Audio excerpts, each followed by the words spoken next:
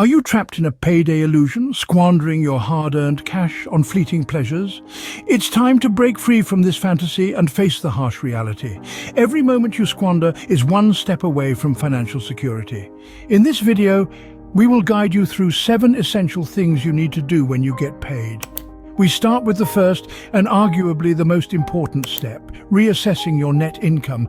But before we delve into that, let's understand why it's so crucial to break this payday illusion.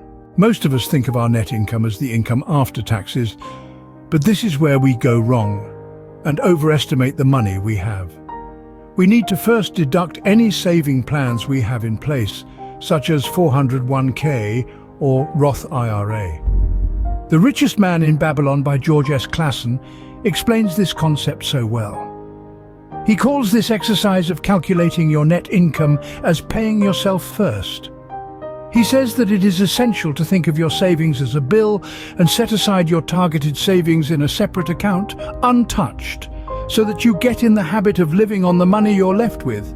This way, any bonuses and salary increments will first go to your savings instead of getting splurged on impulse purchases. Suppose your monthly income is $10,000 after tax, and you contribute $1,000 each month to a 401k.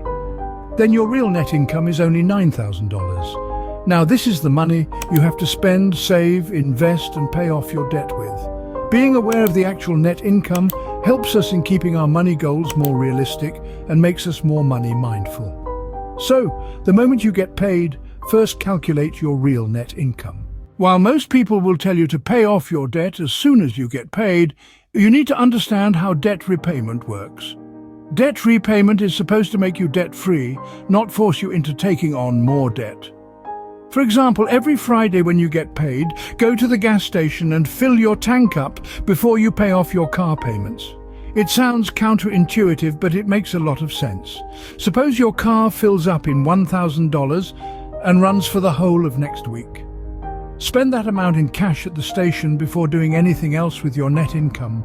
Not only will this gear you up for all your work-to-office commutes in the coming week, but it will also prevent you from paying for gas using your credit card, which attracts almost 20% interest. Similarly, payday loans are also another super expensive yet highly popular credit used by around 12 million Americans annually. But instead of solving your money problems, these high-interest credits bind you in debt shackles. The best way to avoid these bad debts is to create a calendar of all your incomes and spread your expenses in such a way that you spend only after you have cash in your bank account. You can even use debit cards instead of credit cards to stay within your means. This way, you avoid new debt and spend only on necessities. Get groceries. People call it the coffee-nomics these days because cutting down on your outside food is one of the easiest ways of saving money. Also, eating healthier home-cooked meals helps you stay in shape. So you save on future medical bills and expensive gym memberships that you barely use. Let's crunch in some numbers. Suppose you have 3 cups of Starbucks' Grande Coffee Americano for $3.45 per cup each day. So your total cost is $10.35 per day, or $310.50 per month. Then you throw in a bagel for breakfast and a cheeseburger with some fries for lunch every day. This will cost you another $20 per day, or $600 per month, bringing your total food costs to $910.50 per month. And this is without considering dinner. Now compare it with the costs of making coffee at home. Even after using the highest quality coffee grounds and including the costs of filter, electricity, water and coffee maker, the same 16-ounce coffee would cost you only $1.80. This means you save $3.45 minus $1.80, which equals $1.65 per cup of coffee, or $4.95 a day, and $148.50 a month, simply by making coffee at home. Even Warren Buffett's wife, Astrid Manx, said she wouldn't pay $4 for a cup of coffee when she could get a pound of coffee for that much. So it's high time you looked into your coffee-nomics. Similarly, a bagel costs approximately 67 cents from the grocery store, 22 cents to make it at home, and $2.10 at Dunkin' Donuts. This means even if you eat from the grocery store, your bagel costs you $1.50 less and saves you $1.45 a month. Likewise, your burger and fries meal would also cost you around $1.10 less per meal if you made it at home, leading to at least $250 savings in a month. So in total, you can save around $148.50 plus $45 plus $250, which equals $443.50 a month by eating home-cooked meals. Therefore, after you've got your tank filled up, head straight to the grocery store and get your fridge filled up too. Next up are your rent and utilities. Once you're all set for the coming week, pay your monthly bills. If you get weekly pay but bills are monthly, still set aside 25% of your bills every week in an envelope. Dave Ramsey is the biggest proponent of the cash envelope system. He suggests it's the best way to prevent going overboard on some expenses and having nothing left for others. In his approach, you first make a budget of how much you need to spend under various expense heads, such as rent, utilities, and entertainment. Then you set aside that amount in various labeled envelopes. This way, you earmark an amount for every expense. This prevents you from overspending on your entertainment because you know you will have to pull out some money from the rent envelope. And then your landlord will kick you out at the end of the month. It bursts the bubble of having more money than you actually do. As you budget your bills beforehand and know exactly how much you can spend on your wants after all your needs are taken care of. The psychology behind it is that when you see how much cash goes into your necessary expenses, you become more aware and try to cut down your unnecessary expenses. Also, it encourages you to find out your hidden expenses or renegotiate your bills. These have been eating into your income since eternity because you have never paid attention. By earmarking your money, you get a much clearer picture of where all your money goes. An essential step to knowing what you've been paying for till now, but don't actually need it anymore, such as an unused OTT subscription or a costly old electricity plan that your landlord gave you when you rented the home 5 years ago. But if you don't earmark your needs, you neither avoid credit card debt nor find out any hidden expenses and simply spiral into the debt trap without knowing what actually hit you that hard. Create an emergency fund. While your rent and utilities are expected expenses, you never know when some unforeseen expenses come up. For example, as you commute to your work daily, there are higher chances of a car breakdown. Even the economy can cause you a major setback.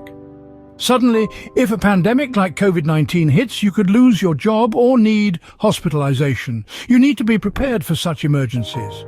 As a rule, save 6 to 9 months of your living expenses in an emergency fund in a separate account that you will never touch until it is an emergency. This money should be kept in the most liquid form as possible so you can access it immediately.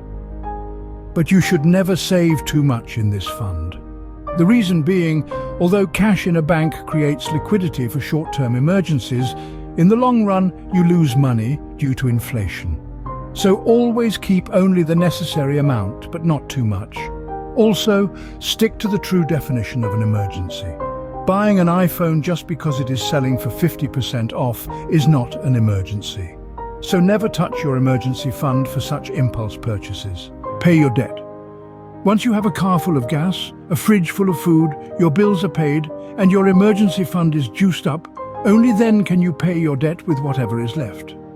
At this point, you have taken care of all of your current and near-future needs, so paying off some of your debt with any money left makes sense.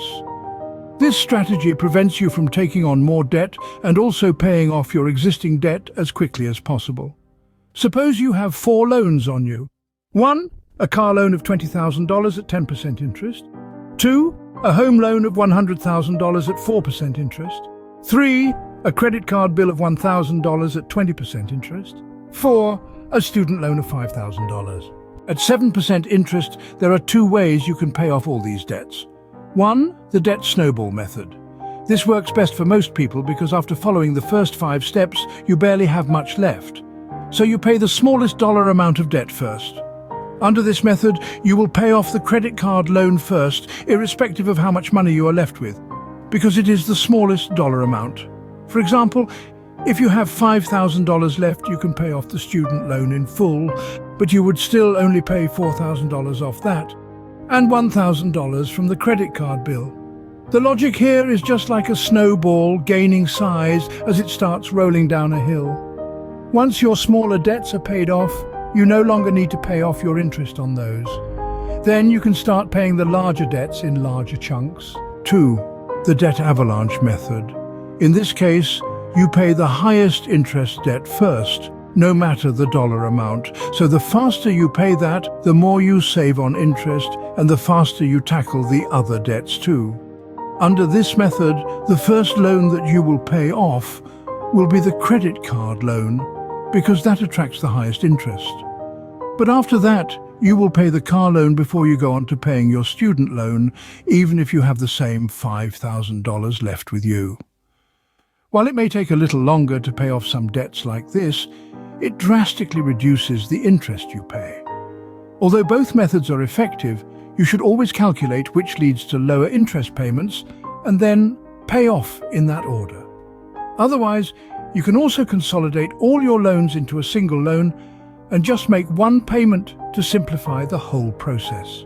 Achieve, Discover, and Sophie are some of the most recommended debt consolidation vehicles according to Forbes Advisor. 7. Balance your savings and entertainment. Finally, once your debt is on track and getting paid off, you should start thinking about your retirement savings. You should set an annual savings target of 20% of your net income or higher if possible. Then put whatever you are left after paying off your debt that month into an investment account until you meet that target. This way, even if you don't meet your annual targets for the first few years, you will still get into the habit of saving more, and it will automatically budget your entertainment and leisure activities. You wouldn't blow up all your money on movie tickets, but rather watch free movies in the park, just so you could save for your comfortable future. Gradually, as you pay off more of your debt, you will be able to save faster. Once your savings target is met, you can also indulge in some paid entertainment, but not so much that you don't save anything beyond your savings target. At this point, to keep a check on your leisure, you can start automatic investment plans. These plans invest some portion of your after-tax income each month in various markets through ETFs to earn you high interest for your retirement. In a way like your 401k contributions, these also impact your net income, so you have less in hand to splurge. This way, you can start taking higher savings targets so that compounding works in your favor and helps you retire as early as possible.